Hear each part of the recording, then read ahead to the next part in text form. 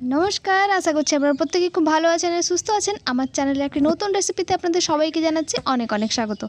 আচ্ছা, কারা কারা আমার মতো চকলেট কেক খেতে ভালোবাসেন অবশ্যই কমেন্ট করে জানাবেন।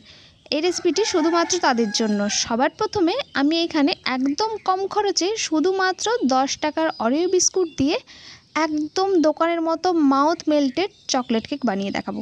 রেসিপিটি ভালো লাগলে অবশ্যই ভিডিও শেষে লাইক করবেন। তার আগে সবার প্রথমে ভিডিওটি প্রথম থেকে শেষ পর্যন্ত দেখবেন। আচ্ছা, তো সবার প্রথমে আমি এখানে 10 টাকাওয়ালা অরিও বিস্কুটের প্যাকেট নিয়েছি 4টে। নিয়েছিলাম তো 4টেই বানাবো বলে, কিন্তু বাচ্চাগুলো একটা খেয়ে নিয়েছিল, তাই 3টে প্যাকেট দিয়ে কাজ চালিয়েছি। সবার প্রথমে আমি বিস্কিট থেকে ক্রিমগুলোকে আলাদা করে একটা বাটিতে রেখে নিয়েছি, আর বিস্কিটগুলোকে একটা মিক্সিং বলে নিয়ে নিয়েছি একদম ফাইন পাউডার বানানোর জন্য। আচ্ছা, আপনাদের যে কাছে যদি মিক্সার গ্রাইন্ড না থাকে তাহলে একটা প্লাস্টিকের মধ্যে বিস্কিটগুলোকে ভরে তারপরে যে বেলনটার সাহায্যে রুটি বেলা হয় ওইটা দিয়ে হালকা করে গুঁড়ো করে নেবেন, তাহলে কিন্তু খুব ভালো এরকম একদম ফাইন পাউডার তৈরি হয়ে যাবে। আচ্ছা, যখন খুব ভালো করে বিস্কিটটা গুঁড়ো হয়ে যাবে একটা মিক্সিং বলে আমি নিয়ে নেব গুঁড়োটাকে, তারপরে হালকা গরম দুধ দিয়ে এটাকে খুব ভালো করে একটা ফাইন ব্যাটার বানিয়ে নেব। আপনাদের বিস্কিটের গুঁড়োর পরিমাণটা যত হবে ঠিক ওই হিসাবে করেই কিন্তু দুধটা আপনাদেরকে নিতে হবে। তারপর এর মধ্যে দিয়েছি 1 চামচ পরিমাণ সাদা তেল। এবারে খুব ভালো করে একটা হুইস্কারের সাহায্যে খুব ফাইন একটা ব্যাটার আমি বানিয়ে নেব।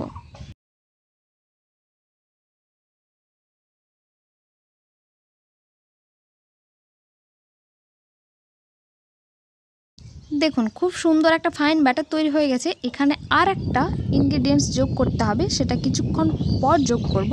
তার আগে যে পাত্রে কেকটা বানাবো সেই পাত্রটাকে আগে রেডি করে নিই। সবার প্রথমে পাত্রের মাপে একটা সাদা কাগজ বা বাটার পেপার কেটে নেব। তারপর ওর মধ্যে সামান্য পরিমাণ সাদা তেল দিয়ে খুব ভালো করে ব্রাশ করে নেব।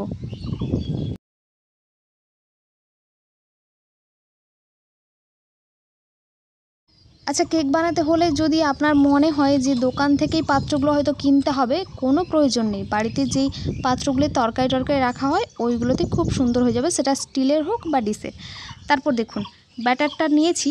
এবার ওর মধ্যে আমি একদম ছোটো চামচের অল্প পরিমাণ 1 চিমটি মতো নিয়েছি বেকিং সোডা, আর 1 চামচ মতো নিয়েছি বেকিং পাউডার। আপনার কাছে যদি বেকিং সোডাটা না থাকে তার পরিবর্তে ইনো ব্যবহার করতে পারেন, তবে ইনোটা সবুজ কালারের হতে হবে। এবারে না খুব হালকা হাতে একটা স্প্যাচুলার সাহায্যে বা একটা চামচের সাহায্যে হালকা হাতে কিন্তু ব্যাটারটা মিশিয়ে নিতে হবে। তারপর যে মোলটা তৈরি করে রেখেছিলাম ওর মধ্যে আস্তে আস্তে করে ব্যাটারটা দিয়ে দিতে হবে। তারপর হাতের সাহায্যে একটু থপকে নিতে হবে যাতে কোথাও কানা ছিদ্র না থাকে। এবারে সাথে সাথেই কিন্তু আমি এটাকে পাত্রে বা কড়াইয়ের মধ্যে দিয়ে দেবো বেক হওয়ার জন্য। তার জন্য কোনো রকম ওভেনের ব্যবহার আমি করিনি। একটা পুরনো কড়াই ছিল, তার মধ্যে সামান্য পরিমাণ লবণ দিয়ে তারপর একটা স্ট্যান্ড দিয়ে ঢেকে 10 মিনিট মতো পাত্রটাকে গরম করে নিয়েছি। এবারে ওর মধ্যে আমি কেকের পাত্রটা বসিয়ে দিয়ে তারপর যদি ঢাকনার মধ্যে কোনো ছিদ্র থাকে সেটাকে অবশ্যই বন্ধ করে দেবেন যাতে কোনো রকম তাপ বাইরে না বেরোয়। তারপর এটাকে ঘড়ি ধরে আধ ঘন্টা মতো আমি বেক করে নিয়েছিলাম। প্রায় 28 মিনিট পর আমি আপনাদেরকে খুলে দেখাচ্ছি রেজাল্টটা। তারপর এরকম একটা পরিষ্কার কাঠিকে আপনারা কেকের মধ্যে ঢুকিয়ে দেখবেন, যদি কোনো রকম ব্যাটার কাঠির গায়ে না লাগে তাহলে বুঝতে হবে কেক আপনাদের একদম রেডি। তো দেখুন, খুব সুন্দর কাঠিটা একদম পরিষ্কারই বেরিয়ে এসেছে আমার, কোনো রকম কেক গায়ে লেগে যায়নি। এবার এটাকে ঢেকে কিছুক্ষণ ঠান্ডা হওয়ার জন্য এক সাইডে রেখে দেবো। ততক্ষণ পর্যন্ত বিস্কিটের যে ক্রিমগুলো আলাদা করে রেখেছিলাম ওইগুলোকেই 1 চামচ দুধ দিয়ে খুব ভালো করে একটা ক্রিম বানিয়ে নেব। একটা চামচের সাহায্যে কিছুক্ষণ এভাবে ক্রিমটাকে মেশালেই দেখবেন খুব সুন্দর একটা পেস্ট তৈরি হয়ে গেছে। এবারে কেকটাকে নিয়ে নেব আমরা। দেখুন, একটা ছুরির সাহায্যে আমি খুব সুন্দরভাবে ধারগুলো একটু ছাড়িয়ে নিয়েছি। ছাড়ানোর কোনো প্রয়োজন নেই, কেকটা কিন্তু একেবারেই পাত্রের গায়ে লেগে যায়নি। তারপর একটা প্লেটে নিয়ে আমি কেকটাকে উল্টে দেখাচ্ছি যেটা কত সুন্দর বেক হয়েছে আর কতটা সফট আর স্পঞ্জি হয়েছে। প্রথমে আমি এখানে বাটার পেপারটা ছাড়িয়ে নিয়েছি, তারপর দেখুন কেকটা কত সুন্দর স্পঞ্জি হয়েছে, দেখে নিশ্চয়ই বুঝতে পারছেন। আচ্ছা, তো কেকটাকে আপনারা এভাবেও খেতে পারেন ড্রাই কেক হিসেবে, কোনো অসুবিধা নেই। কিন্তু আমি যেহেতু ক্রিমটা বানিয়েছি তাই একটু এটাকে ডেকোরেট করব, সেই জন্য আমি দুভাগে ভাগ করে নেব কেকটাকে। একটা ছুরির সাহায্যে মাঝ বরাবর আমি কাট দিয়ে দিয়েছি।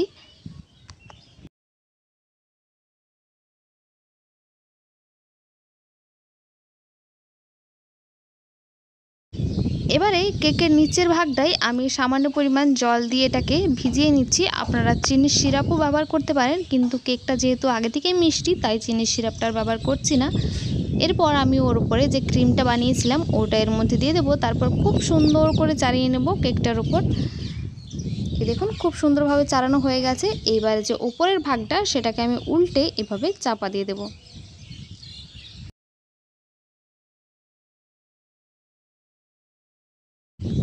এবারে যেটা করেছি আমি আরও একটু অ্যাট্রাকটিভ দেখানোর জন্য আমি এখানে চকলেট সিরাপের ব্যবহার করেছি। আপনারা কোনো ডেয়ারি মিল্ক চকলেট বা ডার্ক চকলেটকে গরম জলে কিছুক্ষণ মেল্ট করে নিয়েও কিন্তু চকলেট গানাশটাও ব্যবহার করতে পারেন। আমার কাছে সিরাপটা ছিল তো আমি ওটাই এর উপর দিয়ে দিয়েছি। তারপর সাইডেও খুব সুন্দর করে সিরাপটা লাগিয়ে নিয়েছি চকলেটে।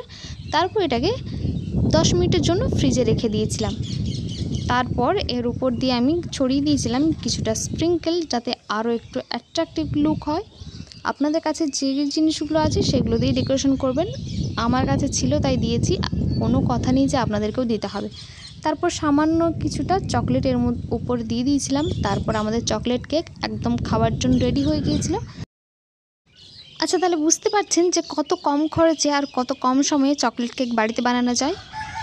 তাহলে বাচ্চারা যদি এরপর জেদ করে যে বার্থডে কেক বা চকলেট কেক খাবে, তাহলে কিন্তু বাজার থেকে কেনার পরিবর্তে কম সময়ে বাড়িতেই বানিয়ে নিন এরকম সুন্দর চকলেট কেক।